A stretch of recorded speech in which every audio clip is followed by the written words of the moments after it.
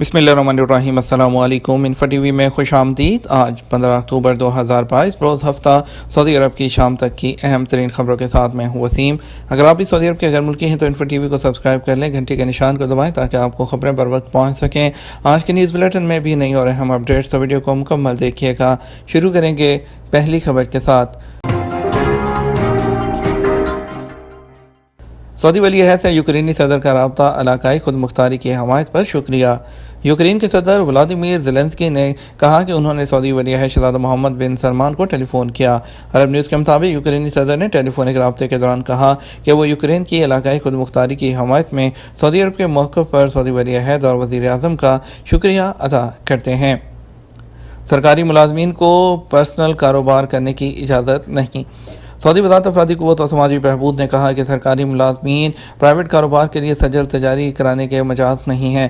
انہیں کاروبار وہ قانوناً وہ پرسنل کرنا اس کا حق نہیں۔ حاضر ویب سائٹ کے مطابق وزارت افرادی قوت سے ٹویٹر پر دریافت کیا گیا تھا، کیا اساتذہ تجارت کے لیے کاروباری رجسٹریشن حاصل کر سکتے ہیں؟ انہیں آن لائن کاروبار یا ٹریننگ کورس کرانے کی اجازت ہے۔ اس کے علاوہ وزارت تجارت کا کہنا ہے کہ کاروباری رجسٹریشن کی کئی شرائط ہیں۔ امیدوار کی عمر 18 سال سے کم نہیں ہونی چاہیے۔ دوسری شرط یہ ہے کہ امیدوار سرکاری ملازم نہ ہو اور کاروبار میں لگایا جانے والا سرمایہ 5000 ریال سے کم نہ ہو۔ وزارت کا کہنا ہے کہ شرائط پوری کرنے والے مقامی شہری کاروباری رجسٹریشن، جسے سجل تجاری یا CR کہتے ہیں، فی الفور کرا سکتے ہیں۔ آن لائن کارروائی کر کے کاروبار کی نوعیت بھی متعین کر سکتے ہیں۔ ریاض سیزن میں روزانہ 2.5 لاکھ سے زیادہ شائقین آئیں گے۔ محکمہ تفریحات کے ایگزیکٹو چیئرمین انجینئر فیصل بافرست نے ریاض سیزن 2023 میں نیا کیا ہے کے حوالے سے معلومات فراہم کی ہیں۔ سبق ویب سائٹ کے مطابق بافرست نے بتایا کہ ہم سعودی عرب کو بین الاقوامی تفریحاتی مرکز بنانے کے قریب پہنچ گئے ہیں۔ انہوں نے کہا ریاض سیزن کا اہم ٹارگٹ یہ ہے کہ سعودی عرب سیر و تفریح کے شائقین کا عالمی مرکز بن جائے۔ یہ ہدف حاصل کرنے کے قریب پہنچ چکے ہیں۔ ریاض سیزن میں 15 ملین سے زیادہ شائقین کی 6 ماہ کے دوران میزبانی ہوگی، ان میں سے 13 لاکھ بین الاقوامی ٹورسٹ ہوں گے۔ بافرست نے بتایا کہ بولی ورلڈ ریاض سٹی کو جدید خطوط پر استوار کیا گیا ہے۔ رد و بدل 30% کے لگ بھگ ہے۔ اس مرتبہ ریاض سیزن میں یہاں تقریبات ہوں گی، ریسٹورنٹ، تھیٹر، قہوہ خانے اور بہت کچھ نیا ہوگا۔ انہوں نے توجہ دلائی کہ ونٹر ونڈرلینڈ اس میں بھی ریاض سیزن کا اہم مرکز ہے۔ یہاں 80 سے زیادہ گیمز ہوں گی۔ المربع زونز میں 8 ریسٹورنٹ اور بین الاقوامی کافی ہاؤسز دیکھنے کو ملیں گے، اور اس کے علاوہ زمان زون میں ایسی سرگرمیاں آپ دیکھیں گے جو گزشتہ سیزن میں آپ کو دیکھنے کو نہیں ملی تھیں۔ نئی سرگرمیاں گزشتہ سیزن کی سرگرمیوں سے کہیں زیادہ پرانی تاریخ والی ہوں گی۔ انہوں نے کہا ریاض سیزن میں 2 ہیکل سکرینز پر شائقین فٹ بال ورلڈ کپ کے میچز دیکھ سکیں گے۔ اس مرتبہ 8 نئے زونز بنائے جائیں گے۔ بافرست نے کہا ریاض سیزن میں 15 زون کا افتتاح ہوگا اور روزانہ 2.5 لاکھ سے زیادہ شائقین کا خیر مقدم کیا جائے گا۔ یاد رہے ریاض سیزن 2022 کا افتتاح 21 اکتوبر کو ہوگا۔ اس کا سلوگن خیال آگے ہوگا۔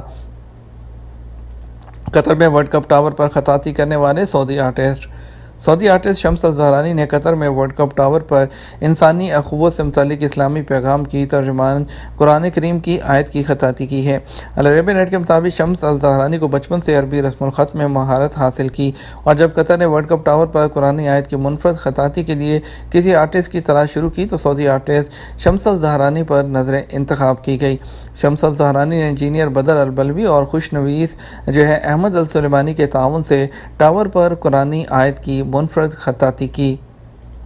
سعودی عرب میں وومنز پریمیئر فٹ بال لیگ کا آغاز۔ سعودی عرب میں اس وقت سپورٹس کی تاریخ رقم ہوئی جب سعودی عرب فٹ بال فیڈریشن ویمنز پریمیئر لیگ اس نے باضابطہ کام شروع کیا، اور ریاض کے شہزادہ فیصل بن فہد اسٹیڈیم کے گراؤنڈ پر النصر نے سما کو شکست دی۔ عرب نیوز کے مطابق یہ سعودی عرب میں گزشتہ چند سالوں میں خواتین کے فٹ بال کی جانب سے اٹھایا گیا تازہ ترین قدم ہے۔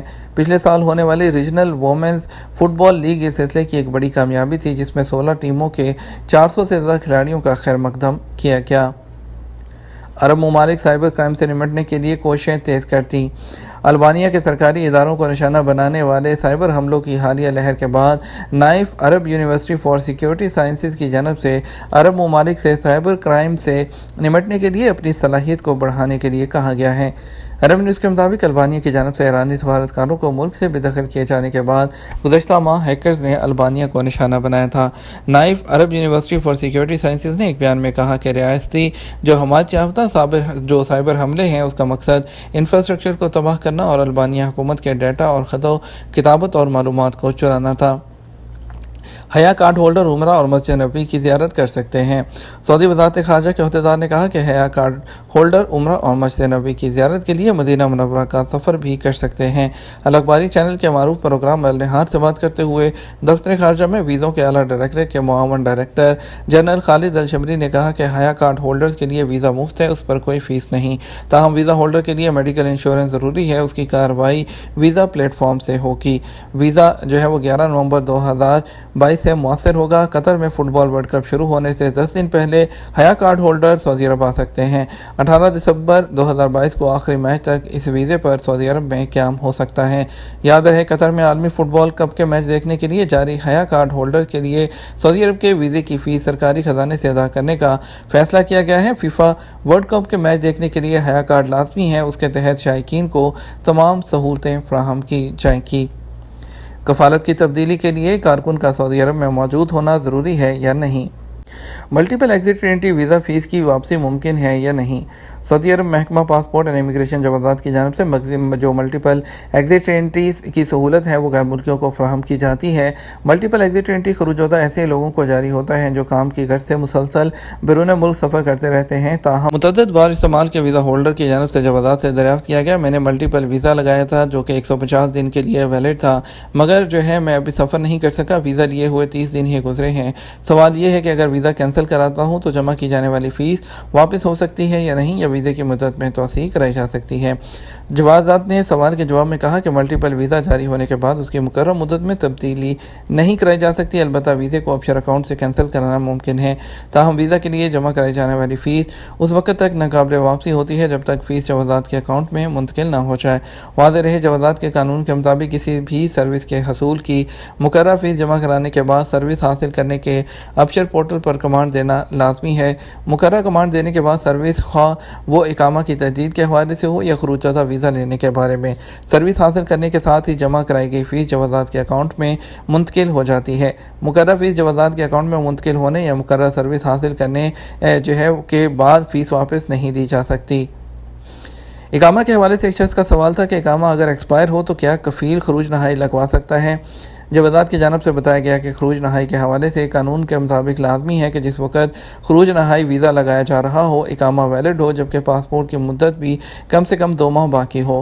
ख्याल रहे, महकमा पासपोर्ट एंड इमिग्रेशन जवाज़ात के कानून के मुताबिक इकामा की तजदीद कराना स्पॉन्सर की जिम्मेदारी है। इकामा की तजदीद में तख़ीर पर पहली बार 500 रियाल जुर्माना होता है, जबकि दूसरी बार 1000 रियाल जुर्माना अदा करना होता है। खरूज नहाई या खरूजदा के लिए लाजमी है कि इकामा की मुद्दत बाकी हो। एक्सपायर इकामा पर खरूज नहाई वीज़ा नहीं लगाया जा सकता। ये तो हमारा अब तक का न्यूज़ बुलेटिन। आप मज़ीद और अहम खबरों के लिए हमारा रात 12 बजे का न्यूज़ बुलेटिन देख सकते हैं। हम आपसे इजाज़त चाहेंगे। वीडियो को लाइक और शेयर करना मत भूलिएगा। आपके कीमती वक्त का शुक्रिया। अपना ख्याल रखिएगा। अस्सलामु अलैकुम।